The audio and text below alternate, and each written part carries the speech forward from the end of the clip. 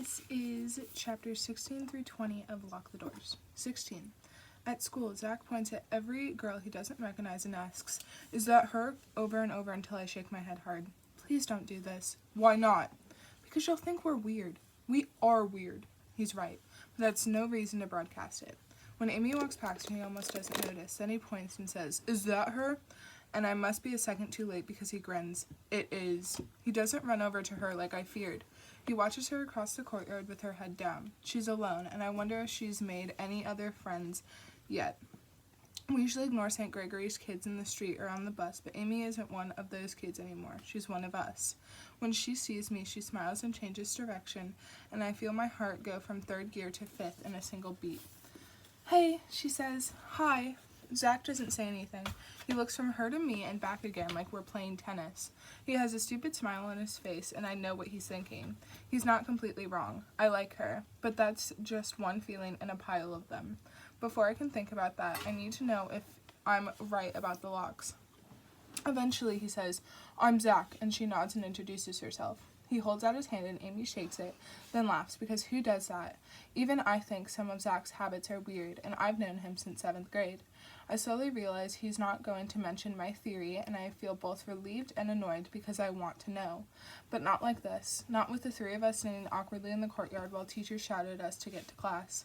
I practice a few sentences in my head, but I don't say anything out loud. I can't ask Amy what I want to without sounding like a lunatic. A part of me wants Zach to say it, just to put it out there, but then she'd know I've been talking about her and, if I'm wrong, that I jump to the wildest conclusions. I'm smart enough to know I could be mistaken, and yet I feel like I might be right.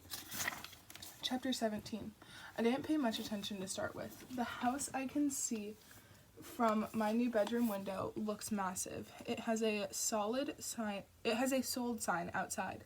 And then I spot her, Amy's mom, strolling back and forth in the driveway with a phone to her ear.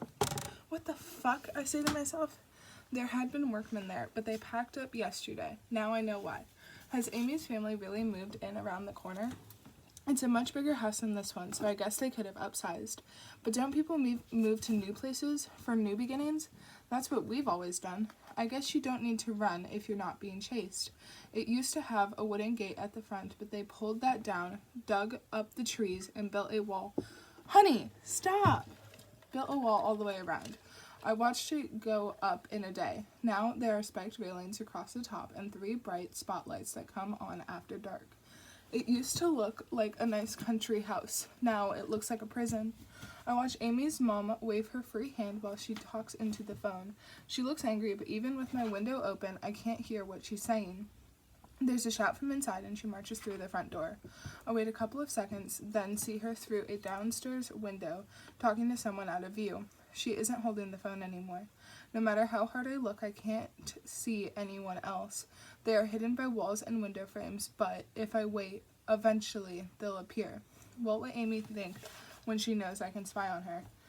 Is it still creepy when you think someone's in danger? I should tell her we're nearly neighbors, and I will, but not yet. If Amy's parents were the ones who put locks on the doors, they might only show their true colors when they think no one's watching.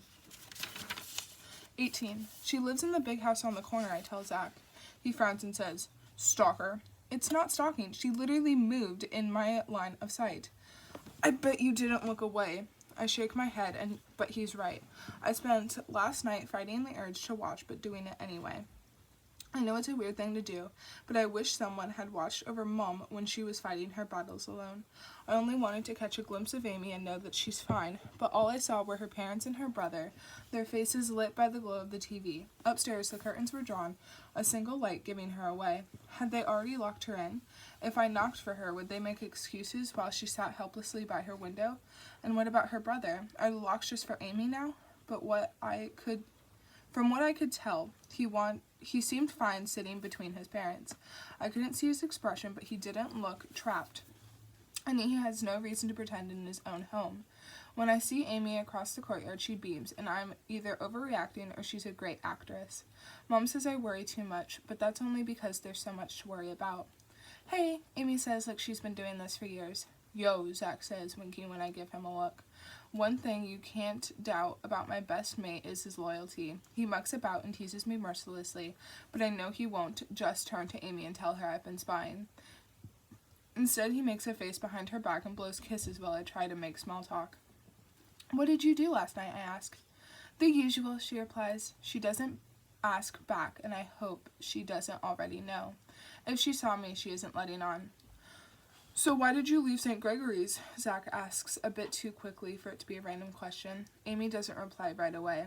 It's as if she's lost in a memory, but eventually she says, it's shit there.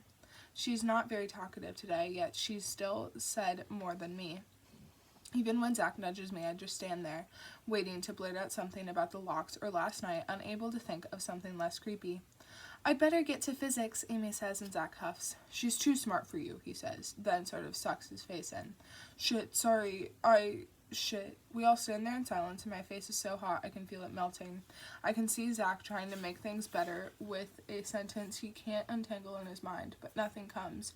He just stares at me, apologizing with his eyes until I take a deep breath and say, she is.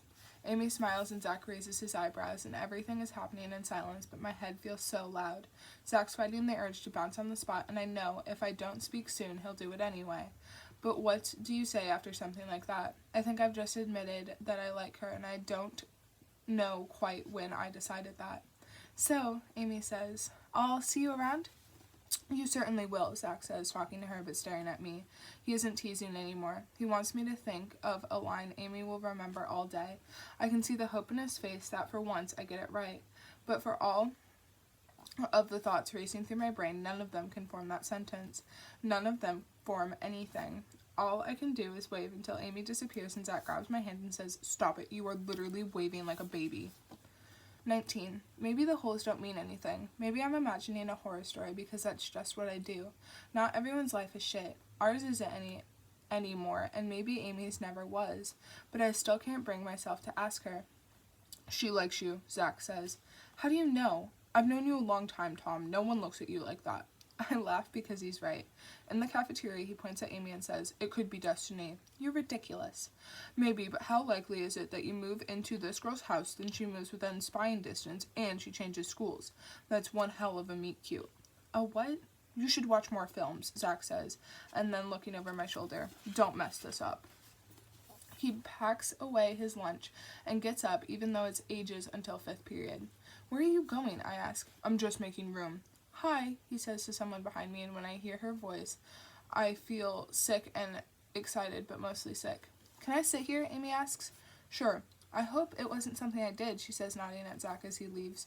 No, I can't finish the sentence because I don't know what it is. All I know is I like this girl, and I need to be honest with her. I live in your house, I mumble. Amy looks confused and says, I think I'd notice.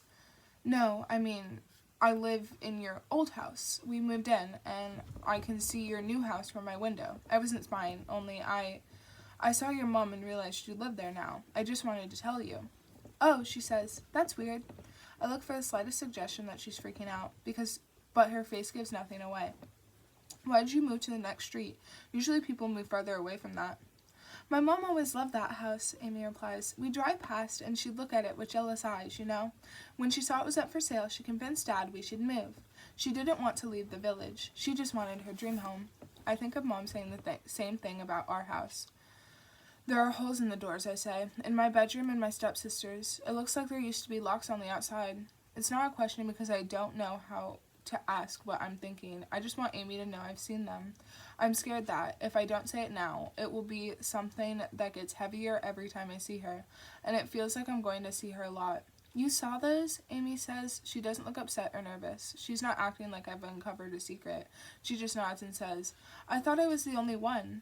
What do you mean? Amy tucks her hair behind her ear, takes a bite of her sandwich, then says, My dad used to say I was being stupid. I said it was super weird that you'd lock someone in their bedroom. That's what it looks like, right? But my parents didn't think it was a big deal. She stares at me until I look away and asks, How old is your stepsister? She's 17. She goes to St. Gregory's. Amy's face changes. When I mentioned the locks, she was calm, but talking about her old school does something strange to her features. She looks like she did the day we met, when she wouldn't meet my eyes and her mother failed to ease the awkwardness. I want to ask what happened there. Suddenly that feels like the bigger mystery. Whoever drilled holes into the outside of our doors, it looks like they're long gone. But Amy's time at St. Gregory's did something that causes tremors whenever you mention it. What room are you in? She asks, and when I tell her, she sad smiles and says, "That was mine." I'd hoped it was. Somehow I knew it was. But I don't ask which room is hers now. I don't want her to know how closely I've watched her new house. I was looking to see if she needed saving, but I think she's already escaped. Not from a house with locks on the doors, but from a school and its own horrors. 20. The holes don't look scary anymore. I can see how easy they are to ignore, and maybe in time I'll stop noticing them. This house might have a horrible history, but it's further back than I thought, and I don't know who lived here before Amy. I could ask her, but even if she knew, what would I do? Instead, I lie on my bed thinking about Amy and wondering if this is what a happy ending feels like. I never thought I'd think like this. Dreams are dangerous if you let them creep too close because reality has a habit of getting in the way. But I can't help imagining what it would be like to let Amy in. I could tell her my secrets. I could tell her about the houses we walked into but ran out of.